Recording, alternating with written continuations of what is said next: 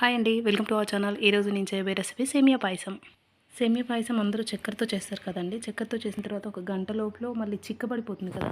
అలా చిక్కబడకుండా ఉండాలి అంటే ఈ విధంగా ట్రై చేయండి. ఒక కప్పు సేమియా తీసుకొని ఈ విధంగా నెయ్యి వేసి ఫ్రై చేసుకోవాలండి. స్టవ్ పైన గిన్నె పెట్టి కప్పున్నర వాటర్ పోసుకొని మరిగించుకోవాలి. మనం ఏ కప్తో అయితే సేమియా తీసుకున్నామో అదే కప్తో మరో గిన్నెలో 2 కప్పులన్నర పాలు పోసుకొని మరిగించుకోవాలి.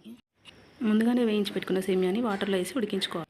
పాలు మరిగించి చల్లారనివ్వాలండి. సేమియా ఈ విధంగా ఉడికిన తర్వాత కట్ చేసుకున్న బెల్లంని వేసి ఒక 2 మినిట్స్ ఉడికించుకోవాలి. పూర్తిగా బెల్లం కరిగే వరకు ఉడకనివ్వండి. బెల్లం పూర్తిగా కరిగే వరకు ఉడికేలోపు మనం స్టవ్ పైన మరో పాన్ పెట్టుకొని డ్రై ఫ్రూట్స్ వేయించుకోవాలి. ఇలా కలర్ చేంజ్ అయిన తర్వాత మనం కాచి చల్లార్చిన పాలను సేమియాలో పోసి కలుపుకోవాలి. షుగర్తో కంటే బెల్లంతో చేసే సేమియా చాలా హెల్దీ. ఈ విధంగా ప్రిపేర్ చేసుకున్న సేమియా 2-3 అవర్స్ వరకు గట్టిపడకుండా ఉంటుంది. అలాగే షుగర్ ఉన్న వాళ్ళు కూడా ఇష్టంగా తినొచ్చు.